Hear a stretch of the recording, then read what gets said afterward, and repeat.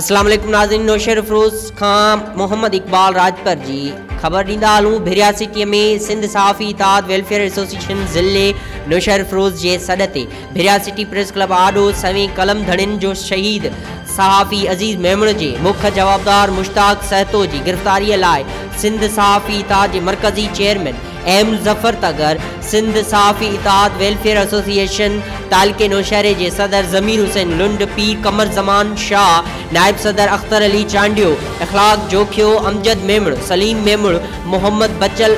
हिंगोरो, vice chairman district Naushahro Feroze Jabbar मला ऐं ॿियनि जी अॻुवाणीअ में 5 कलाक धरणो हयो वियो। उन मौक़े ते अॻुवाणनि ख़िताब कंदे चयो त जेसिताईं शहीद अज़ीज़ मेमण जे क़त्ल में मुलविस मुख्य मास्टर माइंड मुश्ताक सहतो खे गिरफ़्तार न कयो वेंदो, उन महल ताईं पूरे सिंध जा कलम धणी एहतजाज जी तहरीक हलाईंदा रहंदा। उन्हनि वधीक चयो त पुलिस इंतज़ामिया कातिलनि सां मिलियल आहे, जेका शहीद जे क़त्ल में मुलविस कातिलनि खे तहफ़्फ़ुज़ फ़राहम करे सनन जी साथारी बणियल आहे। जेकर कातिलनि खे फ़ौरन गिरफ़्तार न कयो वियो त SSP नौशर फ़रोज़ जे ऑफिस साम्हूं धरणो हयो वेंदो। उन मौक़े ते सवें सहाफ़िन शहीद जे क़त्ल में मुलविस कातिलनि जी गिरफ़्तारीअ लाइ ज़ोरदार नारा हणंदा रहिया।